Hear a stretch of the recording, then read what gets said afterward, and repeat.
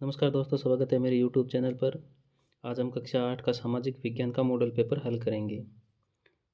तो सबसे पहला प्रश्न है, जो वस्तुनिष्ठ प्रश्न है उसका सबसे पहला प्रश्न है कि भारत का अंतिम वायसराय था।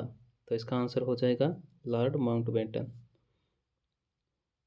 अगला दूसरा प्रश्न है, चंपारण आंदोलन की शुरुआत हुई थी। तो इसका आंसर हो जाएगा 1917 में। तीसरा प्रश्न है, राज्यसभा में राष्ट्रपति द्वारा मनोनीत किए जाते हैं। तो इसमें 12 सदस्य वो। चौथा है, प्राकृतिक संसाधन में शामिल है। तो इसका आंसर हो जाएगा उपरोक्त सभी, जल, मृदा, खनिज, यानी कि उपरोक्त सभी। अगला पांचवा प्रश्न है, कौन से ग्रह को जल ग्रह कहते हैं। तो इसका आंसर हो जाएगा वो पृथ्वी। अगला प्रश्न है, रेगिस्तानों की पूर्ति करो। तो इसका पहला प्रश्न हो जाएगा, डलहौजी ने विलय का सिद्धांत लागू किया था। दूसरा है, सफ़ेद झंडा बिरसा राज का प्रतीक था। तीसरा प्रश्न है, हमारे देश में कानून का शासन चलता है। चौथा है, केवल 1 सेंटीमीटर मृदा को बनने में सैकड़ों वर्ष लगते हैं। पांचवा है, कोयले से प्राप्त विद्युत को तापीय विद्युत या फिर तापीय ऊर्जा कहा जाता है। छठा है, भारत में कितने प्रकार का या फिर कितना भारत में कितने वर्ष का वोट देने का अधिकार है। तो वो है 18 वर्ष। अगला, सही और गलत लिखो। तो पहला प्रश्न है, महाराजा रणजीत सिंह पंजाब के शासक थे। तो ये हो जाएगा सही। दूसरा है, जून 1858 में तात्या टोपे को मार दिया गया। तो ये हो जाएगा गलत। तीसरा है, हमारा देश 26 जनवरी 1950 को आज़ाद हुआ था। तो ये भी गलत। चौथा है, सभी संसाधन मूल्यवान होते हैं। तो ये सही है। पांचवें, हमारे भोजन में शामिल नमक भी एक खनिज है। तो ये भी सही है। अगला है, मिलान कीजिए। तो इसका पहला प्रश्न है, भारतीय संसद का अंग है। तो इसका हो जाएगा राष्ट्रपति। दूसरा है, लोकसभा में सत्ताधारी का मुखिया होता है। तो इसका हो जाएगा प्रधानमंत्री। तीसरा है, लोकसभा में निर्वाचित सदस्यों की संख्या होती है। तो 543। चौथा है, राज्यसभा में निर्वाचित सदस्यों की संख्या। तो इसका हो जाएगा 233। पाँचवा है, लोकसभा में मनोनीत सदस्यों की संख्या। तो इसका आंसर हो जाएगा 2। अगला प्रश्न है, औपनिवेशीकरण किसे कहते हैं। तो इसका आंसर हो जाएगा, जब एक देश दूसरे देश पर दबदबे से वहाँ की राजनीतिक, आर्थिक और सामाजिक बदलाव लाता है तो उसे औपनिवेशीकरण कहा जाता है।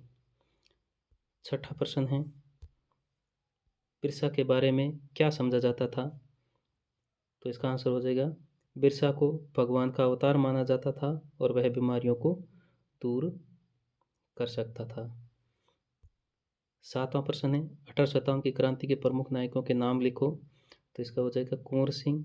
दूसरा हो जाएगा लक्ष्मीबाई। तीसरा तात्या टोपे और चौथा हो जाएगा नाना साहब। इसी प्रकार आगे आठवां प्रश्न है, धर्मनिरपेक्षता से आप क्या समझते हैं। तो इसका आंसर हो जाएगा, धर्म के आधार पर किसी के साथ भेदभाव नहीं किया जा सकता और धर्म की दृष्टि से सभी लोग समान हैं। नौवां प्रश्न है, रोलैक्ट एक्ट क्या है।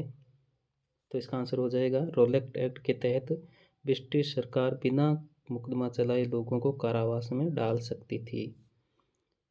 अगला 10वां प्रश्न है, जल संरक्षण के 3 तरीके बताइए। तो पहला तरीका है बूंद बूंद सिंचाई। दूसरा तरीका है तालाबों का निर्माण और तीसरा है वाटर हार्वेस्टिंग सिस्टम।